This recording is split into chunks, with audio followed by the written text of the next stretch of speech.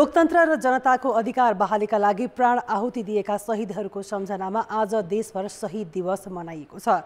शहीदको संख्या थपिँदै गए पनि उनीहरूको सपना पूरा गर्न भने राजनीतिक नेतृत्व चुकेको छ। कान्तिपुर समाचारमा आज निर्वाचन आयोगले सार्वजनिक गर्यो राष्ट्रपति र उपराष्ट्रपति निर्वाचनको कार्यतालिका। अर्को अभियोग नलागे रवि लामिछानेले चितवन 2 मा हुने उपनिर्वाचन लड्न पाउने। नेपाल भ्रमणमा अमेरिकी उपमन्त्री न्युल्यान्डको चासो के? काठमाडौँका ट्याक्सी न यात्रु सन्तुष्ट न चालक। अन्तर्राष्ट्रियमा पाकिस्तानको मस्जिदमा भएको आत्मघाती बम विस्फोटको अपडेट र खेलकुदमा नेपालले एसिसी मेन्स प्रिमियर कप आयोजना गर्ने लगायतका सामग्री। नमस्कार, अब मुख्य समाचार। राष्ट्रपति निर्वाचनको कार्यतालिका सार्वजनिक। फागुन 25 मा राष्ट्रपति र चैत 3 मा उपराष्ट्रपतिको चुनाव। एमालेलाई राष्ट्रपति दिन माओवादी अनिच्छुक। एमसीसी कार्यान्वयनमा सघाउन अमेरिकी उपमन्त्री न्युल्यान्डको आग्रह। लगानी मैत्री वातावरणमा जोड। एमसीए नेपालले सुरु गरे प्रसारण लाइनको काम। काठमाडौँका ट्याक्सीमा स्वचालित भाडा लागू नहुँदा चालक र यात्रुबीच सधैँ विवाद। मिटरमा चल्दा घाटा हुने व्यवसायीको तर्क। सरकारको अनुगमन फितलो। पाकिस्तानको पेशावर स्थित मस्जिदमा बम विस्फोट हुँदा 32 जनाको मृत्यु, 150 घाइते। आतंकवाद विरुद्ध मुलुक एकजुट रहेको प्रधानमन्त्री शरीफको भनाई। र ए डिभिजन लिग खेल्ने फुटबल क्लबहरूलाई स्टार खेलाडीको अभाव। नाम चलेकाले देश छाड्दा खेलको स्तर खस्किने चिन्ता। तयारीले पनि पाएन तीव्रता। राष्ट्रपतिको निर्वाचन आगामी फागुन 25 गते हुने भएको छ। निर्वाचन आयोगको आज बसेको बैठकले राष्ट्रपतिको निर्वाचन फागुन 25 गते र उपराष्ट्रपतिको निर्वाचन चैत 3 गते गर्ने निर्णय गरेको हो। आयोगले निर्वाचन कार्यतालिका समेत सार्वजनिक गरेको छ, जसअनुसार राष्ट्रपति निर्वाचनका लागि फागुन 10 गते मतदाता नामावली प्रकाशन गर्ने, 13 गते उम्मेद्वारको मनोनयन पत्र दर्ता गर्ने र 16 गते उम्मेद्वारको अन्तिम नामावली प्रकाशन गर्ने तालिका छ। यस्तै उपराष्ट्रपति निर्वाचनका लागि फागुन 27 गते उम्मेद्वारको मनोनयन पत्र दर्ता गर्ने र फागुन 28 गते उम्मेद्वारको अन्तिम नामावली प्रकाशन गर्ने तालिका छ। तोकिएको दिन बिहान 10 देखि अपराह्न 3 बजेसम्म मतदान हुने आयोगले जनाएको छ। कार्यतालिका सहितको हामीले चाहिँ फागुनको 25 गते राष्ट्रपति र चैतको 3 गते उपराष्ट्रपतिको निर्वाचन भनेर निर्णय गरेर हामीले कार्यतालिका समेत प्रकाशन गरिसकेका छौँ। सो अनुसार अब हामीले चाहिँ फागुनको 10 गते हामीले यो मतदाता जो मत दिनुहुन्छ राष्ट्रपति र उपराष्ट्रपतिलाई उहाँको मतदाता नामावली प्रकाशन गर्छौँ। त्यसमा दाबी विरोध उजुरी लगायतका सारा प्रक्रियाहरू पुर्याउनु पर्ने कानुनी व्यवस्थाको अतिरिक्त अब एक किसिमले भन्नुहोस् तपाईँ को मतदाता हो भन्ने कुरो फर्मुलाले पहिल्यै तय गरिसकेका छ। राष्ट्रपतिको कार्यकाल फागुन 28 र उपराष्ट्रपतिको चैत 3 गते समाप्त हुँदैछ। राष्ट्रपति निर्वाचन ऐनमा 1 महिना अघि नयाँ राष्ट्रपति चुनिसक्नुपर्ने उल्लेख छ। त्यस्तै संविधानको धारा 63 मा राष्ट्रपतिको कार्यकाल 5 वर्ष पूरा हुनुपर्ने भनिएको छ। संविधानको व्यवस्था कार्यान्वयन गर्नुपर्ने भएकाले आयोगले कार्यकाल सकिनु 3 दिन बाँकी राखेर निर्वाचन गर्ने गरी मिति तोकेको हो। राष्ट्रपति र उपराष्ट्रपतिको चुनावमा संघ र प्रदेशका सांसदहरू मतदाता हुने संवैधानिक व्यवस्था छ। अहिले प्रतिनिधि सभामा 275 र राष्ट्रिय सभामा 60 सांसद छन् भने प्रदेश सभामा 550 सांसद छन्। 2078 को जनगणनाको पूर्ण तथ्याङ्क सार्वजनिक भइ नसकेका कारण यस पटक 2068 कै जनगणनाको मतभार अनुसार गणना हुने आयोगले जनाएको छ, जसअनुसार संघीय सांसदको 1 मतको मतभार 79 र प्रदेश सभा सदस्यको 1 मतको मतभार 48 छ। सत्तारूढ नेकपा माओवादीले पूर्व निर्धारित स्थायी समितिको बैठक रोकेर राष्ट्रपति निर्वाचनका बारेमा पदाधिकारी तहमा छलफल गरेको छ। पार्टी कार्यालय पेरिस डाँडामा आज बसेको पदाधिकारी बैठकमा राष्ट्रपति निर्वाचनमा कसरी अगाडि बढ्ने भन्ने विषयमा छलफल भएको नेताहरूले जनाएका छन्। राष्ट्रपतिमा एमालेले दावी गरिरहेका बेला माओवादी केन्द्रले भने सबै दललाई मान्य हुने पात्रलाई राष्ट्रपति बनाउन पार्टी अध्यक्ष तथा प्रधानमन्त्री पुष्पकमल दाहाललाई सुझाव दिएको छ। राष्ट्रपतिमा एमालेलाई समर्थन नगर्ने सङ्केत पनि माओवादीले गरेको छ। बैठकमा राष्ट्रपति चुनावमा पार्टीले अपनाउने रणनीति, पदाधिकारी थप र पार्टीको आन्तरिक संगठन व्यवस्थापनका विषयमा छलफल भएको नेताहरूले जनाए। हिजो अस्ति होमवर्क टिमले गरेको कुरालाई यहाँ टुङ्गो लाएर भोलि स्थायी कमिटी बन्ने भन्ने सेड्युलमा यहाँ थियो। आज पनि छलफल चल्यो। यो होमवर्क अझ चुङ्ग्या होइन। यस्तै राष्ट्रिय स्वतन्त्र पार्टीका सभापति रवि लामिछानेलाई पुनः गृहमन्त्री बनाउन अर्को साझेदार दल नेकपा एमाले दबाब दिएको विषयमा समेत पदाधिकारी बैठकमा छलफल भएको छ। आज बोलाइएको स्थायी समिति बैठक सारेर आकस्मिक रूपमा पदाधिकारी बैठक बोलाइएको थियो। स्थायी समितिको बैठक भने पर्सि बुधबार बस्ने भएको छ। निर्वाचन आयोगले राष्ट्रपति चुनावको मिति घोषणा गरिसके पनि दलहरू उम्मेदवारका विषयमा निष्कर्षमा पुग्न सकेका छैनन्। लामो समयदेखि निरन्तर आन्तरिक छलफलमा जुटे पनि दलहरू निष्कर्षमा पुग्न नसकेका हुन्। चुनावमा कस्तो समीकरण बन्छ भन्नेमा अन्यल हुँदा दलहरू उम्मेदवारका विषयमा टुङ्गोमा पुग्न सकेका छैनन्। सत्ता साझेदार दलका तर्फबाट नेकपा एमाले राष्ट्रपतिको उम्मेदवार उठाउने प्रचार विभाग प्रमुख पृथ्वी सुब्बा गुरुङले बताएका छन्।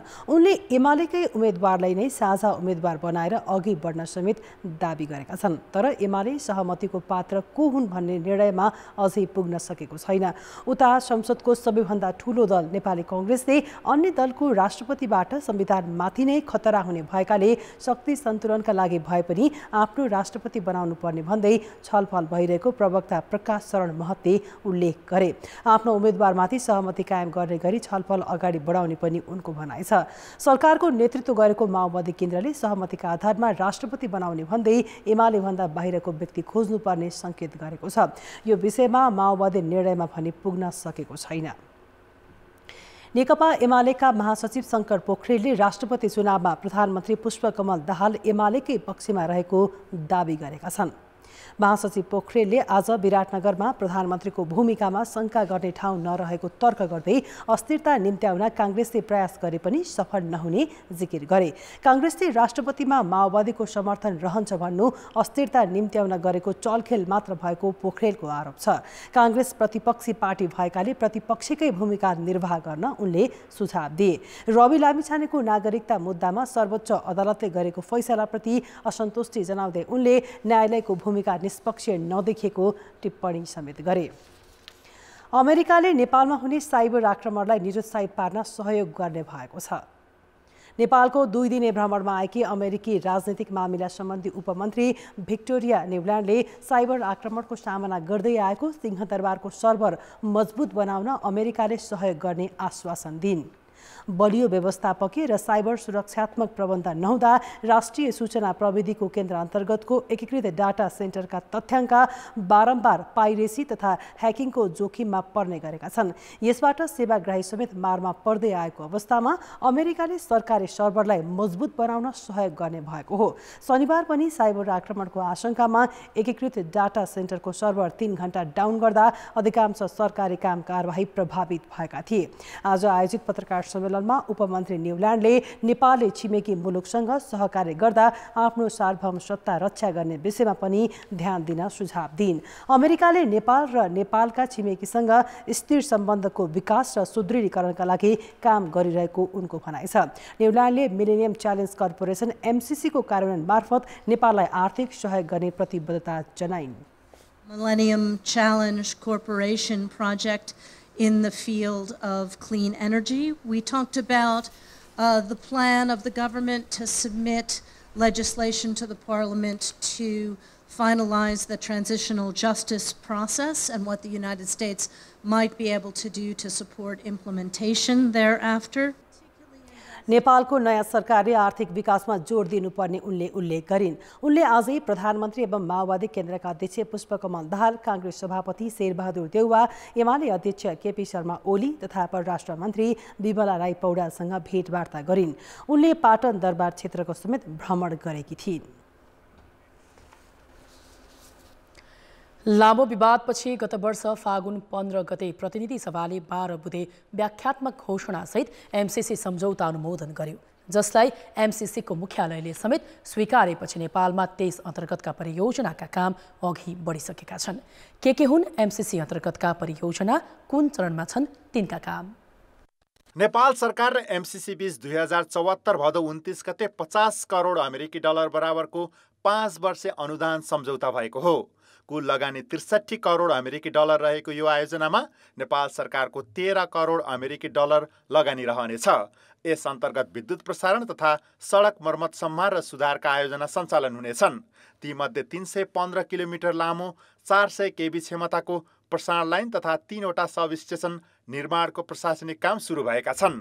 एउटा टावर मुनिको जग्गा, एउटा प्रसारण लाइन मुनिको जग्गा, यो दुईटै जग्गाको डिटेल चाहिँ नक्साहरू बनाउने क्याडस्ट्रल म्याप भन्छौँ, त्यो नक्साहरू ल्याएर 3 पुस्ते डिटेल ल्याउने। त्यसपछि नेपालको जग्गा प्राप्ति ऐन जुन छ 2034 को, त्यो ऐन अन्तर्गत जग्गा खरिद गर्ने प्रक्रिया अगाडि बढाएको छौँ। आयोजना कार्यान्वयनका लागि गठित मिलेनियम च्यालेन्ज एकाउन्ट MCA नेपालले गत मङ्सिरमा लप्सीफेदी रातमाटे बुटोल प्रसारण लाइन निर्माणका लागि 3 वटा फरक ठेक्का आह्वान गरेको थियो। आउँदो चैतसम्म ठेक्काको म्याद राखिएको छ। बोलपत्रको मूल्याङ्कनपछि भदौबाट आयोजना स्थलमा भौतिक काम गर्ने गरी तयारी गरिएको छ। प्रसारण लाइनका लागि टावर निर्माण गर्न रुख कटानको स्वीकृति र अधिग्रहणको प्रक्रिया चालु छ, जसलाई स्थानीय प्रशासनले सहजीकरण गरिरहेका छन्। राष्ट्रिय गौरवको योजना पनि हो। उक्त योजनालाई हामी सफल पार्नको निम्ति स्थानीय स्तरबाट भरपूर प्रमग्दुर प्रयत्न गर्छौँ, भरपूर सहयोग गर्छौँ। अहिले निर्माणाधीन अवस्थामा रहेका 132 वटा जलविद्युत आयोजनाबाट करिब 4000 मेगावाट बिजुली उत्पादन हुनेछ। MCC नेपालले बनाउने प्रसारण लाइनको यो बिजुलीलाई आन्तरिक खपतका लागि बजारसम्म पुर्याउन सहयोग गर्नुका साथै बढी हुने विद्युत भारत र अन्य मुलुकमा बेच्न सघाउनेछ। यो प्रसारण लाइनको परिकल्पना राष्ट्रिय प्रसारण ग्रिड कम्पनीले तयार गरेको प्रसारण प्रणाली गुरु योजनाले गरेको हो। यो भिजनको मुख्य कडीको रूपमा रहेको यो प्रसारण लाइन हो र यो प्रसारण लाइन बनेपछि यसले झन्झनै 3000 मेगावाट यसले आदान प्रदान गर्न सक्छ यो प्रसारण लाइनद्वारा। त्यही भएर केही वर्षको चाहिँ माग, आउने र जाने माग भनौँ न, उत्पादित क्षेत्रदेखि लोड सेन्टरमा खपत नभएको चाहिँ अरू तेस्रो मुलुकलाई बेच्ने आधार चाहिँ यो प्रसारण लाइनले बनाउँछ भन्ने हामीले आशा लिएका छौँ र यो नै हो यसले गर्नु। त्यस्तै सडक मर्मत आयोजना अन्तर्गत दाङमा पर्ने 40 किलोमिटरको धानखोला लमई सडक खण्डको मर्मत एवं स्तरोन्नतिका लागि अघि बढाउन प्राविधिक अध्ययन पनि चलिरहेको छ। नयाँ प्रविधिमा गरिन लागेको हुँदा सडक मर्मतमा पर्ने लागत र समय घट्ने MCA नेपालको विश्वास छ। मर्मतका लागि पूर्व पश्चिम लोकमार्गको 77 किलोमिटर खण्ड प्रस्ताव गरिएको छ। कान्तिपुर समाचारका लागि जिल्ला सहकर्मीहरूको सहयोगमा क्यामेरामा पशुपति बुढाथोकीका साथ सुमन पन्थ, काठमाडौँ। नागरिकता विवादमा सर्वोच्च अदालतको फैसलासँगै सांसद, मन्त्री र पार्टी सभापति पद गुमाएका रवि लामिछाने 3 दिन नबित्दै पार्टीको जिम्मेवारीमा फर्किए। अब आफूले गुमाएको मन्त्री पदमा समेत तत्कालै फर्किने उनमा हतारो देखिएको छ। प्रधानमन्त्री र एमाले अध्यक्षसँगको भेटघाटमा बढेको रविको सक्रियताले उनीभित्र रहेको सत्ता मोहलाई सतहमा ल्याइदिएको छ। नागरिकता पुनः प्राप्त गरे पनि राहदानीका विषयमा अनुसन्धान नसकिँदै रवि लामिछानेले फेरि गृह मन्त्रालयमा फर्किन जोडबल थालेका छन्। पार्टी सभापतिमा चयन भए लगत्तै लामिछानेले आइतबार प्रधानमन्त्री पुष्पकमल दाहाल र एमाले अध्यक्ष केपी शर्मा ओलीलाई भेटेर मन्त्री पदमा फर्कन ताकेता गरी रविलाई फेरि गृहको जिम्मेवारी दिन एमालेले प्रधानमन्त्री दाहाललाई दबाब नै दिन सुरु गरिसकेको छ। हैन, साथीहरूले तपाईँ नै हुनुपर्छ फेरि गृहमन्त्री भन्छन्, मलाई दबाब आइरहेको छ, हैन के गर्ने हो भनेर उहाँले कुरा राख्नुभयो। अध्यक्ष प्रधानले पनि बाहिर सबै परिस्थिति अवस्था सबै बुझौँ, होइन, त्यसपछि हामी चाहिँ निष्कर्षमा पुगौँ।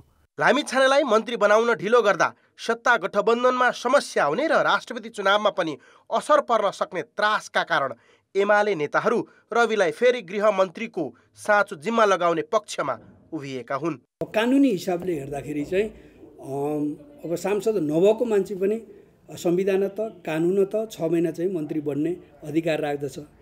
मन्त्री बनाउन सकिन्छ र मन्त्री बन्ने अधिकार पनि राख्दछ। एमालेको दबाब र सरकारमा गई छाड्ने रविमा आसक्ति देखिए पनि उनलाई गृहमन्त्रीमा फर्कन सहज भने छैन।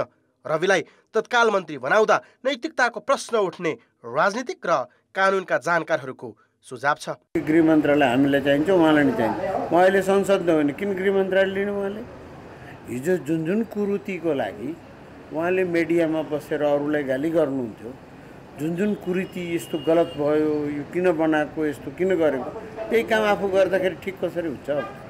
यता गृह मन्त्रालयमा आफ्नो पार्टीको स्वाभाविक दाबी रहने राष्ट्रिय स्वतन्त्र पार्टीको अडान छ। त्यसमा पुनः दाबी गर्नुपर्ने स्थिति छैन, त्यो स्वतः नै हामीले पाउनुपर्ने कुरा हो र हाम्रै तर्फबाट गृहमन्त्री हुनुपर्छ। सर्वोच्च अदालतले शुक्रबार गरेको फैसलाको पूर्णपाठ आइसकेको छैन। राहदानी दुरुपयोगको विषय पनि टुङ्गिएको छैन। अहिले सांसद पद गुमाएका रवि तत्काल मन्त्री भइहाले भने पनि उनी गैर सांसदको रूपमा मन्त्री बन्ने हुन्।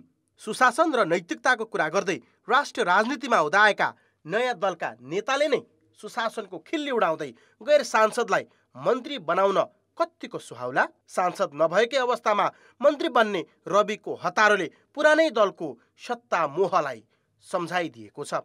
कान्तिपुर समाचारका लागि क्यामेरामा सञ्जय लुइटेलका साथमा विकास आचार्य, काठमाडौँ। निर्वाचन आयोगले राष्ट्रिय स्वतन्त्र पार्टीका सभापति रवि लामिछाने उपनिर्वाचनमा उम्मेद्वार हुन पाउने जनाएको छ। तर कानुन अनुसार उम्मेद्वार बन्न योग्य रहेको हुनुपर्ने आयोगको भनाइ छ। नेपाली नागरिकता कायम भएपछि लामिछानेले चितवन 2 मा हुने उपनिर्वाचनमा उम्मेदवारी हुने बाटो खुलेको हो। तर उम्मेद्वारका विषयमा अन्य कुनै उजुरी परेमा छानबिन हुने आयोगको भनाइ छ। अब त्यो बाहेकको कानुनले तोकेका योग्यता र अयोग्यताका विषयहरू अन्य प्रश्न उठेनन् कहीँबाट भने त एउटा नेपाली नागरिक लड्न नपाउने, किनभने हाम्रो कानुनी व्यवस्था देशैभरि प्रतिनिधि सभाको लागि जहाँबाट पनि लड्न सकिने व्यवस्था छ, उहाँ काठमाडौँको मतदाता भए पनि होइन। त्यसो भए हुनाले अब अन्य अयोग्यताका इस्युहरू नआएसम्म उहाँ लड्न नपाउने भन्ने हुँदैन। आयोगले उपनिर्वाचन गर्न 2 महिनाभन्दा बढी समय लाग्ने जनाएको छ। त्यसैगरी लामिछानेको मतदाता नामावली पुरानै कायम हुने कि नयाँ बनाउनु पर्ने भन्नेमा पनि अन्यल देखिएको छ। उनले नागरिकता पुनः प्राप्ति गर्दा पहिलेकै मिति 2050 साल राखिएकाले नामावली पनि पुरानै कायम गर्ने कि नयाँ भन्नेमा आयोग अलमलमा परेको हो। उपनिर्वाचनमा उम्मेद्वार हुन चाहेमा अन्तिम मतदाता नामावलीमा नाम समावेश भएको हुनुपर्ने प्रावधान छ। सङ्घ र प्रदेश सभा निर्वाचनको मिति घोषणा भएपछि रोकिएको मतदाता नामावली सङ्कलन फागुन 2 गतेदेखि अहिले देशभर चलिरहेको छ। महान्यायाधिवक्ता कार्यालयले संरक्षण तथा सुरक्षा अभावमा साक्षीहरू बकपत्र गर्न अनुपस्थित हुने र प्रतिकूल बयान गर्ने अवस्थामा सुधार ल्याउन छिट्टै कानुन बनाउन सुझाव दिएको छ। राष्ट्रपति विद्यादेवी भण्डारीलाई बुझाएको वार्षिक प्रतिवेदनमा महान्यायाधिवक्ता कार्यालयले साक्षीको संरक्षण तथा सुरक्षा सम्बन्धी छुट्टै कानुन बनाउनु पर्ने सुझाव दिएको हो। महान्यायाधिवक्ता दिनमणि पोखरेलले मुलुकी अपराध संहिता र अन्य विशेष ऐनमा कसुर र सजायको दोहोरो व्यवस्थाले दुविधा बढाएको उल्लेख गरे। यस्तै फौजदारी कसुरको सजाय निर्धारण तथा कार्यान्वयन ऐनले आत्मसात गरेका दण्डका सुधारात्मक व्यवस्था कार्यान्वयन ल्याउनुपर्ने सुझाव रहेको छ। संरक्षणका लागि कानुनी व्यवस्था छ, तर कार्यान्वयनका लागि प्रयास गर्नुपर्छ भन्ने छ भने साक्षीको संरक्षणको लागि छुट्टै कानुनी व्यवस्था हुनुपर्छ भनेर हामीले यही हाम्रो प्रतिवेदनमा पनि सुरक्षा चाहिँ सिफारिस गरिरहेको अवस्था छ। अब यो अहिले हामीले चाहिँ सबै ठाउँमा साक्षी र पीडितको संरक्षणका लागि स्पेशल मेजर्सहरू केही न केही अपनाउनु पर्छ भनेर हाम्रो आउने कार्यक्रमको कार्ययोजनामा पनि हामीले त्यसलाई समावेश गरेका छौँ। देश र जनताको अधिकार र स्वतन्त्रताका लागि प्राण आहुति दिनेलाई शहीद भनिन्छ। तिनै शहीदको सम्मान र सम्झनामा नेपालमा हरेक वर्ष माघ 16 गते शहीद दिवस मनाइन्छ। शहीदहरू ते हुन् जसको नाम लिँदा श्रद्धाले शिर झुक्छ। एकचोटि कल्पना गरौँ त नेपालमा शहीदको सङ्ख्या कति होला? शहीदको परिभाषा के छ? राज्यले शहीद परिवारलाई के दिएको छ? गृह मन्त्रालयमा रहेको तथ्याङ्क हेर्दा नेपालमा शहीदको सङ्ख्या 12,197 पुगेको छ। शहीद भन्नासाथ सबैभन्दा पहिले सुग्रराज शास्त्री, गङ्गालाल श्रेष्ठ, धर्मभक्त माथेमा र दशरथ चन्दको सम्झना आउँछ। जहानिया राणा शासनको अन्त्य र प्रजातन्त्र बहालीका लागि आवाज उठाउँदा मारिएका उनीहरूकै सम्झनामा प्रत्येक वर्ष माघ 16 मा शहीद दिवस मनाउन थालिएको हो। 2007 सालपछि पनि पटक पटकका आन्दोलनमा प्रजातन्त्र बहालीका लागि धेरैले ज्यान गुमाए। 2046 सालपछि विभिन्न जनआन्दोलनमा शहीदहरू थपिए। माओवादीले गरेको 10 वर्ष लामो सशस्त्र सङ्घर्ष, 2062-63 को दोस्रो जनआन्दोलन र तराई मधेस तथा थरुवाट आन्दोलनमा सयौँले ज्यान गुमाए, जसले गर्दा शहीदको सूची लामो बन्दै गयो। गृह मन्त्रालयका अनुसार नेपालमा 12,197 शहीद छन्।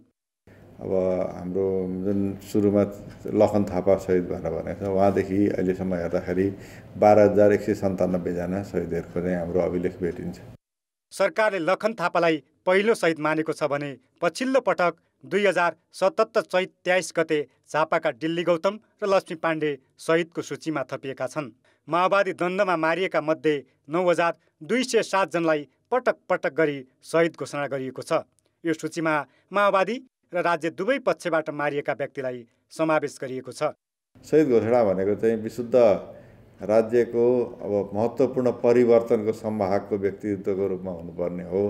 त्यो नभएर अहिले माग चाहिँ त्यसरी बढ्न थालेको छ।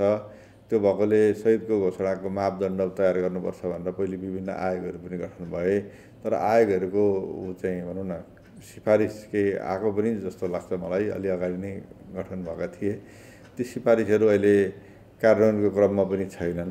शहीद परिवारलाई राज्यले 10 लाख रुपैयाँ आर्थिक सहयोग गर्ने नीति लिँदै आएको छ। कान्तिपुर समाचारका लागि क्यामेरामा रूपक कोइरालाका साथमा प्रकाश बम, काठमाडौँ।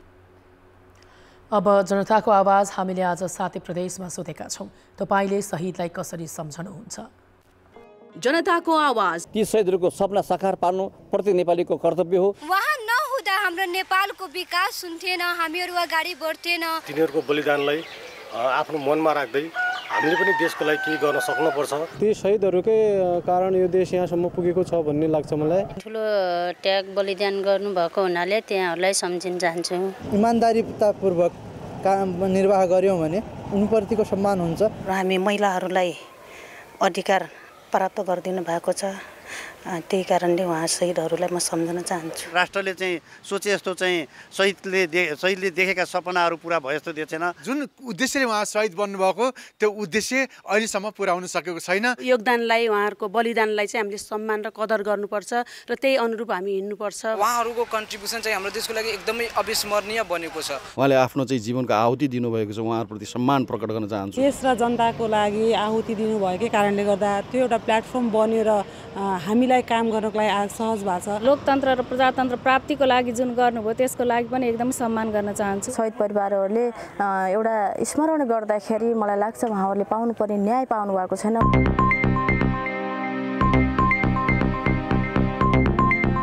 अर्थ र विकास।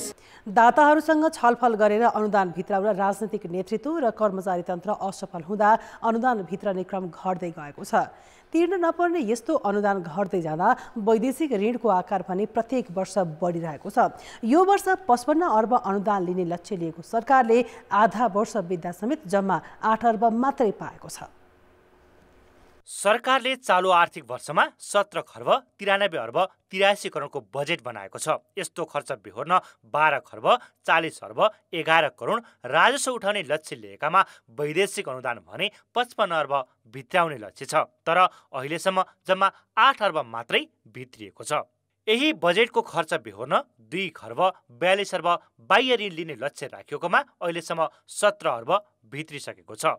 वैदेशिक ऋण लिएर निर्माण भएका भैरवहा तथा पोखरा विमानस्थल र चोबार सुक्खा बन्दरगाह सञ्चालनमा आए पनि ती आयोजनाले प्रतिफल दिन सकिरहेका छैनन्। त्यसैले तत्कालका लागि ऋण भन्दा अनुदानमा जोड दिनुपर्ने भए पनि सरकार यसमा चुकिरहेको छ। वैदेशिक सहायता परिचालनको सन्दर्भमा पहिलो खुड्किला भनेको दात्री निकायहरूसँग हुने सम्झौता हो। त्यसमा अहिलेसम्म पुसमा साँझसम्म करिब 137 अर्बको वैदेशिक सहायता सम्बन्धी सम्झौता भएको छ। त्यसमा अनुदान चाहिँ 23 अर्बको अनुदान र 114 अर्बको ऋण सहायता सम्बन्धी सम्झौता भएको छ। 10 वर्ष अघि अर्थात् आर्थिक वर्ष 2070-71 मा 18 करोड 60 लाख अमेरिकी डलर ऋण प्राप्त भएकोमा 68 करोड 80 लाख अनुदान प्राप्त भएको थियो। अर्थात् ऋण भन्दा अनुदान 50 करोड अमेरिकी डलर बढी थियो। तर दाताहरू पछिल्लो समय अनुदानमा अनुदार देखिएका छन्। राजनीतिक नेतृत्व र कर्मचारी तन्त्रले दात्री निकायको विश्वास जित्न नसक्दा अनुदानको आकार घटेको हो।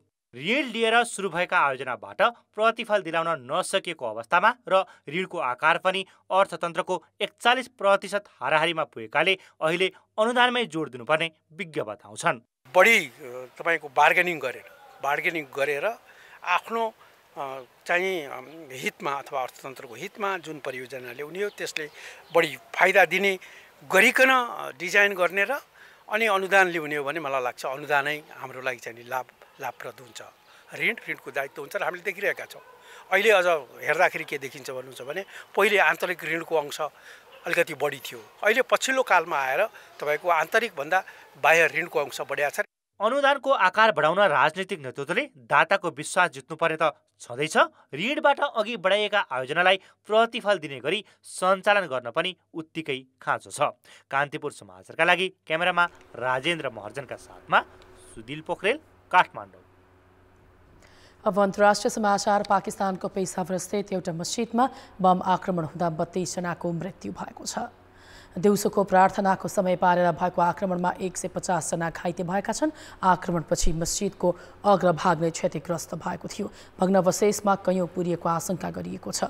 मारिनेमा अधिकांश सुरक्षाकर्मी छन्। घाइतेहरूलाई स्थानीय लेडी रिडिङ अस्पताल पुर्याइएको छ। पेशावरका प्रहरी प्रमुख मोहम्मद इयाज खानका अनुसार आक्रमणका बेला सो क्षेत्रमा करिब 400 सुरक्षाकर्मी उपस्थित थिए। उनीहरूलाई नै निशाना बनाएर आक्रमण गरिएको अधिकारीहरूको दाबी छ। प्रहरी प्रमुख खानले घटनामा आत्मघाती आक्रमणकारीको संलग्नताबारे यकिन नभए पनि त्यसको सम्भावना रहेको बताए। आक्रमणको अहिलेसम्म कुनै पनि समूहले जिम्मा लिएको छैन। पूर्व प्रधानमन्त्री इमरान खानले यो घटनाको भर्त्सना गर्दै अनुसन्धान निकायलाई सबल बनाउन आवश्यक रहेको बताएका छन्। प्रधानमन्त्री शहबाज शरीफले विज्ञप्ति मार्फत घटनाको भर्त्सना गर्दै पुरै मुलुक आतंकवाद विरुद्ध एकजुट रहेको बताए। अप्ठ्यारो परेको अवस्था होस् या हतारका बेला अन्य सार्वजनिक यातायातको विकल्प हो ट्याक्सी। काठमाडौँ उपत्यकामा लगभग 12,000 ट्याक्सी घुट्छन्। तर धेरैले रोजगार पाएको र आम मानिसको प्रत्यक्ष जीवनसँग जोडिएको यो व्यवसाय मर्यादित र व्यवस्थित बनाउनेतर्फ सम्बन्धित निकायले प्राथमिकता नदिँदा ट्याक्सी चालक तथा प्रयोगकर्ता सधैँ मर्कामा पर्दै आएका छन्। उनी हुन् नुवाकोटका भाङटे सार्की। 12 वर्षदेखि काठमाडौँमा ट्याक्सी गुडाएर जीविकोपार्जन गर्दै आएका छन्। बिहान 6 बजेदेखि साँझ 6 बजेसम्म ट्याक्सी चलाउँदा दैनिक 1200 रुपैयाँ साहुलाई बुझाउनुपर्छ। पेट्रोल तथा मर्मत सम्भारको रकम छुट्याएपछि हातमा जति बस्यो त्यति नै हो उनको कमाई। कहिलेकाहीँ त हात रित्तै पनि हुन्छ। एकातिर आकाशिदो पेट्रोलको मूल्य, अर्कोतर्फ सरकारले तय गरेको अवैज्ञानिक भाडा दर, जसका कारण खर्च जुटाउनै पनि 2 पैसाका लागि बार्गेनिङ गर्नै पर्ने बाध्यता रहेको उनको अनुभव छ। मिटरमा हिँडेर हामीलाई दोहोरो चाहिँ के भए मिटरमा हिँडेर पुग्छ, सिङ्गल अब पुर्यायो मिटरमा, अनि खाली हामी त्यही ठाउँमा आइपुग्दा हामीलाई उही तेलको मात्रै ठिक्क हुँदैन। पेट्रोलको चर्को भाउको मर्का त छँदैछ। राइड सेयरिङ एपका कारण पनि ट्याक्सी व्यवसाय धराशायी बन्दै गएको छ। पार्किङको सुविधा नहुँदा सडकमा गुडिरहनु पर्ने बाध्यता छ, जसले लागत त बढाउँछ नै, यात्री फेला पार्न पनि निकै मुस्किल पर्छ। खोइ हामी त कमाएर व्यवसाय चलाउने मान्छे हो नि त। प्राइभेट त आफ्नो निजी हो नि त। ऊ त आफ्नो काम पऱ्यो ल्याउने, घर थन्काउने नि, ट्याक्सी थन्नु मिल्दैन नि। कि त व्यवसाय गर्नु दिनु पर्यो, पार्किङमा अब पेसेन्जर पार्किङ आउने हिसाबले पार्किङ व्यवसाय गरिदिनु पर्यो। ट्याक्सीका सेवाग्राहीको गुनासो पनि उत्तिकै छ। मोलमलाई नगरी ट्याक्सी चढ्न नपाइने र मर्कामा परेको मौका छोपी झन बढी रकम असुल्ने गरेको उनीहरूको भनाइ छ। मिटरमा पनि हिँड्न नमान्ने होइन, अब उनीहरूलाई अब प्रब्लम छ भनेर आफ्नो प्रब्लम सुरुमा देखाउने। प्रब्लम त अब सबैलाई हुन्छ नि त, चढ्नेलाई पनि भयो, चलाउनेलाई पनि हुन्छ। अब उनीहरूले त अब पहिला नि धेरै भन्छ होइन, आफूले बार्गेनिङ गर्नु पर्यो, कम गर्नु पर्यो, न त उहाँहरूले चाहिँ एकैचोटि धेरै त भन्नुहुन्छ नि, आफूले पनि कम गर्नु पर्यो नि त। अब पहिले चाहिँ मिटर हेर्न मान्दैन, पहिले आफूले एउटा फिक्स चाहिँ अमाउन्ट भन्छ, अनि पछि गएर चाहिँ मिटरले अलिक बढी देखाइदियो भनिदिन्छ क्या। उसले अगाडि नै भनेको पैसा त आफूसँग त त्यति हुन्छ, अनि चढिन्छ नि होइन। चालु आर्थिक वर्षको 7 महिनामा ट्याक्सीले यात्रु चढाउन नमानेका 202 र बढी भाडा मागेका 3391 उजुरी काठमाडौँ उपत्यका ट्राफिक प्रहरी कार्यालयमा परेका छन्। अनुगमन समय समयमा भइरहेको छ, तर कस्तो छ भन्दाखेरि अब हजारौं ट्याक्सीहरू चल्छन्, कम्प्लेन आएको भरमा कारवाही त भएको छ, तर अनुगमन पर्याप्त चाहिँ नभएको चाहिँ महसुस छ। गुणस्तर तथा नापतौल कार्यालयले ट्याक्सीको मिटरमा हुने बदमासीको नियमन गर्दै आएको दाबी गरे पनि अधिकांश ट्याक्सी मिटरमा गुडेका पाइँदैनन्। चालकले बार्गेनिङ गरेर अस्वाभाविक रूपमा भाडा असुल्ने प्रवृत्ति छ। खास चाहिँ यो हाम्रो त कर्मचारीको अभावै छ, तर हाम्रो चाहिँ ट्राफिक प्रहरीहरूले नियमित रूपमा नै ट्याक्सीको अनुगमन पनि गर्नुहुन्छ। ट्याक्सी मिटर सम्बन्धी केही यसरी पाउने बित्तिकै हामीसँग सहकार्य पनि गर्नुहुन्छ। हामी कहाँ ट्याक्सी लिएर पनि आउनुहुन्छ। ट्याक्सी व्यवसायीको आन्दोलनलाई सम्बोधन गर्दै सरकारले 2069 वैशाखदेखि लागू हुने गरी भाडा समायोजन गर्यो।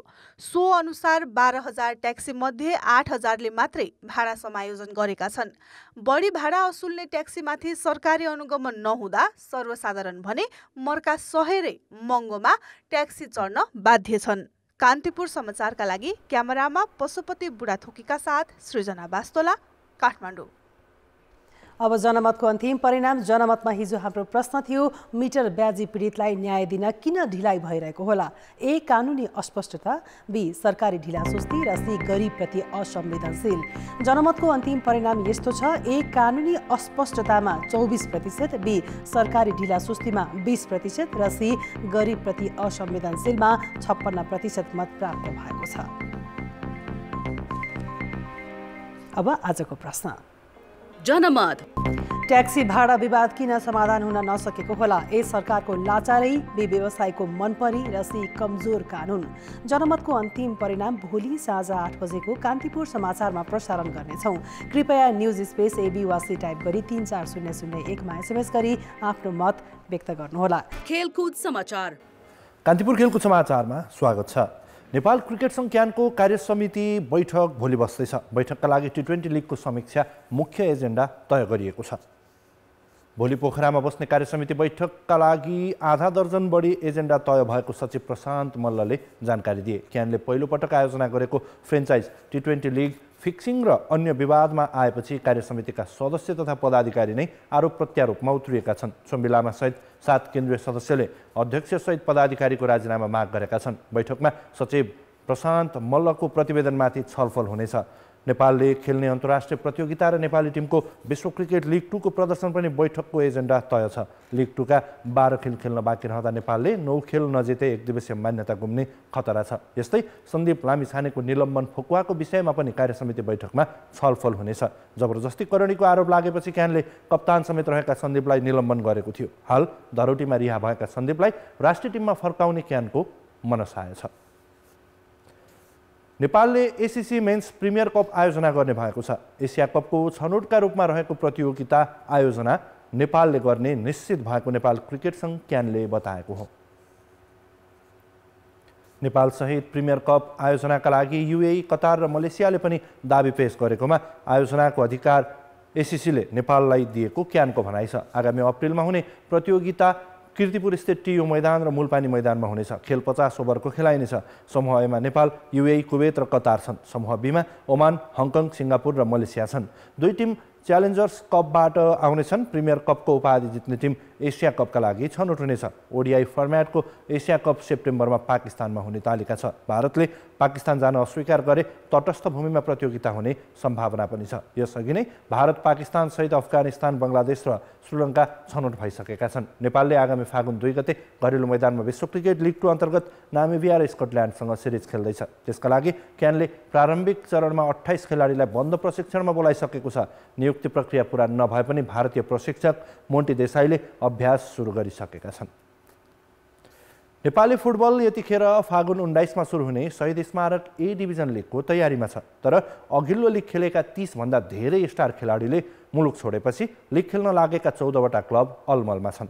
नयाँ खेलाडीकै भरमा मैदान उत्रने तयारी भइरहँदा कतिपय क्लब विदेशी खेलाडीकै भरमा पर्नुपर्ने अवस्था छ। सबैको चिन्ता र चासो भने खेलाडी अभावका कारण यसपटकको लिगको स्तर कस्तो होला भन्नेमा छ। नवप्रवेशी चर्च बोइज युनाइटेडले ए डिभिजन लिगको उपाधि जित्ने लक्ष्यसहित खेलाडी स्थानान्तरणमा आक्रामक सुरुवात गरेको थियो। उसले अञ्जन विष्ट, दिनेश राजवंशी, तेज तामाङ लगायत खेलाडीलाई महँगो पारिश्रमिकमा अनुबन्धन गर्यो। तर दिनेश र तेजले सम्झौता गरेको केही साता नबित्दै पलायनको बाटो रोजे। लिग र राष्ट्रिय टिमको राम्रो अनुभव भएका खेलाडी विदेशिएपछि चर्च बोइज विकल्प खोजिरहेको छ। केही विदेशी खेलाडीहरू ल्याएर उनीहरूको स्थानमा खेलाउने योजना पनि छ। अब केही थोरै समय बाँकी छ, त्यसमा हामी एडजस्ट गर्ने योजना गर्दैछौँ। राष्ट्रिय खेलाडीहरू विदेशिँदा चाहिँ खेलमा अलिकति स्टार खेलाडीहरूको महत्त्व चाहिँ घट्छ, चाम चाहिँ अलिकति घट्छ भन्ने मैले महसुस गरेको छु। लिगमा ह्याट्रिक गर्ने लक्ष्य बनाएको मच्छिन्द्र फुटबल क्लबसँग सुजल श्रेष्ठ, छिरिङ गुरुङ, विशाल श्रेष्ठ, विशाल राई लगायतका खेलाडी छन्। टिमले थप स्टार खेलाडी अनुबन्धनको योजना बनाएको थियो। तर डिफेन्डिङ च्याम्पियनको तयारीमा पनि खेलाडी पलायनले नराम्रो असर पारेको छ। एक्सपिरियन्स खेलाडीहरू सबै धेरै जस्तो बाहिर गइसक्यो होइन, तर यसपालि सम्पूर्ण लिग क्लबहरू चाहिँ लिगको लागि चाहिँ खेलाडी चाहिँ अभावै छ क्या। खेलाडीहरू यता झापातिर पनि खोज्दैछ होइन, अनि यहीँ अब अन्डर 16-17 खेल्ने भाइहरू। पछिल्लो समय 30 भन्दा बढी फुटबल खेलाडीले मुलुक छाडिसकेका छन्।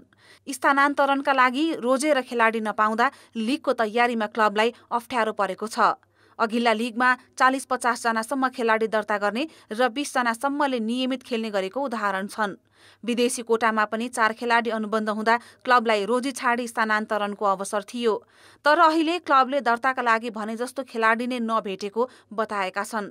लिगमा नेपाली स्टार खेलाडीहरू नै नहुने अवस्था सृजना हुँदा विदेशी खेलाडीको कोटा बढाउने एन्फाको योजना छ। एन्फाले राष्ट्रले लगानी गरेको खेलाडीहरू विदेश जानु दुःखद कुरा हो, तर विदेशको राम्रो खेलाडीहरू पनि त लिगमा आएको छ नि त। त्यसकारण फुटबल ग्लोबलाइज भइसक्यो। अनुभवी र नयाँको मिश्रणबाट हामीले नेपाली फुटबललाई माथि लानु पर्थ्यो भने त्यो कुरा चाहिँ हामीले अलिकति गर्न सक्दैनौँ नै। केही महिना अगाडि सी क्वालिफाइङ गरेकै प्लेयरहरू नै ए डिभिजनमा पनि हामी देख्न सक्छौँ होइन। प्लेयरहरूले उनीहरूको लागि चाहिँ त्यो एउटा ABCको स्ट्यान्डर्डमा छलाङ मारेको त देखेला, तर उनीहरूको म्याच्योरनेस पुग्ला त। विदेशी खेलाडी अनुबन्ध नगर्ने नेपाल पुलिस र त्रिभुवन आर्मी फुटबल क्लब सहित विभागीय टोली APFले पनि खेलाडी पलायनको मार भोगेका छन्। उपाधि दावेदार मनाङले राष्ट्रिय टोली र लिग अनुभवी कुनै खेलाडी अनुबन्धन गर्न सकेको छैन। यसै वर्ष ए डिभिजन क्लबमा बढुवा भएको खुमालटार सहित अधिकांश क्लब नयाँ र विदेशी खेलाडीलाई महत्त्वपूर्ण भूमिकामा उतार्ने पक्षमा देखिँदा टिमको स्तर र लिगको चाम फितलो हुने डर पैदा भएको छ। यसले टिमको प्रदर्शन र लिग प्रतिस्पर्धात्मक हुनेमा पनि आशंका उत्पन्न भएको छ। कान्तिपुर समाचारका लागि क्यामेरामा हेम प्रसाईका साथ खेलकुद ब्युरोको रिपोर्ट। भारत विरुद्ध हुने मैत्रीपूर्ण फुटबलका लागि अखिल नेपाल फुटबल संघ एन्फाले 43 खेलाडीलाई प्रशिक्षणमा बोलाएको छ। टोलीले भोलिदेखि अभ्यास थाल्नेछ।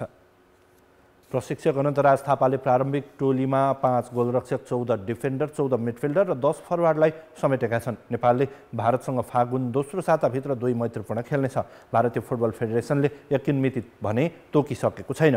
नेपालले गत असोजमा महिला साफ च्याम्पियनसिपको सेमिफाइनलमा भारतलाई 1-0 गोलले हराउँदै पहिलो पटक जित निकालेको थियो। एन्फाले हिजो अनन्तराज थापालाई 2 खेलको मैत्रीपूर्णका लागि प्रशिक्षकको जिम्मेवारी दिएको हो। नेपालमा राजतन्त्र हुँदा र राजा र राजपरिवारका सदस्यका नाममा विभिन्न खेलकुद प्रतियोगिता हुन्थे। विद्यालय तहदेखि राष्ट्रिय स्तरका प्रतियोगिताको नाममा राजाको नाम जोडिन्थ्यो। राजतन्त्र हटेपछि राष्ट्रपति र प्रधानमन्त्री कप हुन थाले। यसमाथि राजनैतिक दलका नेताको नाममा पनि खेलकुदका प्रतियोगिता हुन थालेका छन्। एमालेको भातृ सङ्गठन राष्ट्रिय युवा सङ्घ नेपालले आयोजना गर्न लागेको केपी ओली कप फुटबल त्यसैको एउटा उदाहरण हो। फागुन 11 देखि 17 गतेसम्म काठमाडौँ र ललितपुरमा आयोजना हुने केपी ओली कप फुटबल च्याम्पियनसिपको उद्देश्य प्रतियोगितासँगै अध्यक्ष ओलीको प्रतिष्ठा बढाउने नै हो। राजा र राजपरिवारका सदस्यका नाममा प्रतियोगिता गर्ने बित्तिकै प्रचलनको लोकतान्त्रिक प्रशासन व्यवस्थामा पनि नक्कल हुन थालेको छ।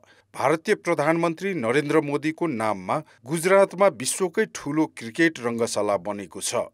यो पूर्वाधारको कुरा भयो, तर नेपालमा भने पूर्वाधार नभई व्यक्तिको नाममा प्रतियोगिता आयोजना भइरहेको छ।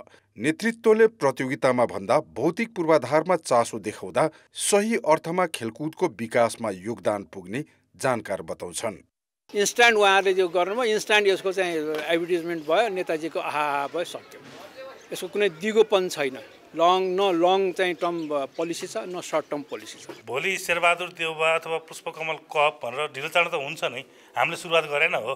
खेलकुदलाई राजनीतिबाट मुक्त गर्नुपर्छ, अनुशासनको पालना गर्नुपर्छ र प्रचलित नियम अनुसार नै प्रतियोगिता सञ्चालन गर्नुपर्छ। यो सर्वमान्य मान्यता नै हो। तर खेलको नियम र मर्म अनुसार प्रतियोगिता सञ्चालन भएमा कसैको नाम जोडिएकै विषयलाई अन्यथा मान्न नहुने कतिपयको बुझाइ छ। अब फुटबलको प्रपोजल सबै ठिक छ भने त राजनीतिक स्पोर्ट्समा फुटबलमा राजनीतिक रूप दिन भयो भने बेग्लै कुरा हो। राजनीतिक रूप रङ आउनु भएन।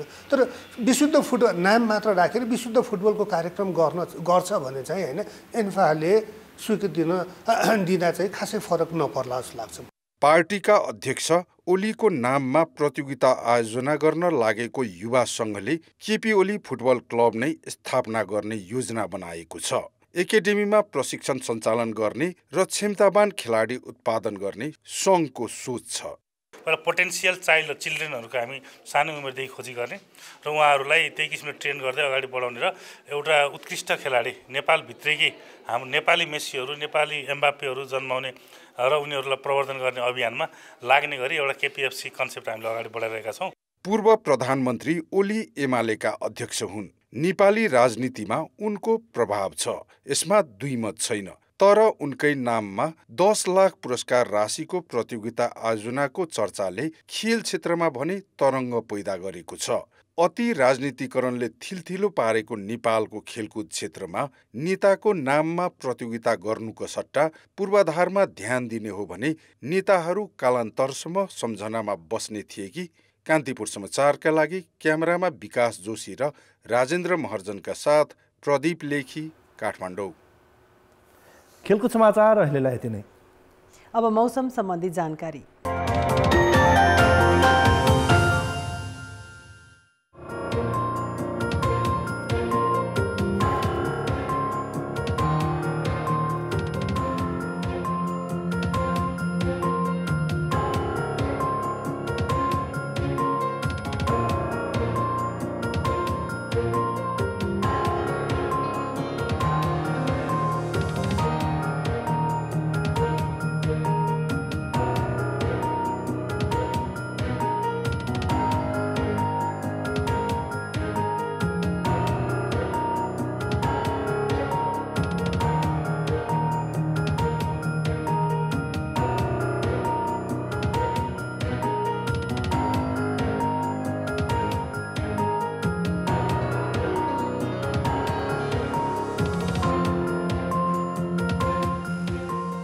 कान्तिपुर समाचार अहिलेलाई सकियो। कान्तिपुर टेलिभिजन हेर्दै गर्नुहोला। नमस्ते।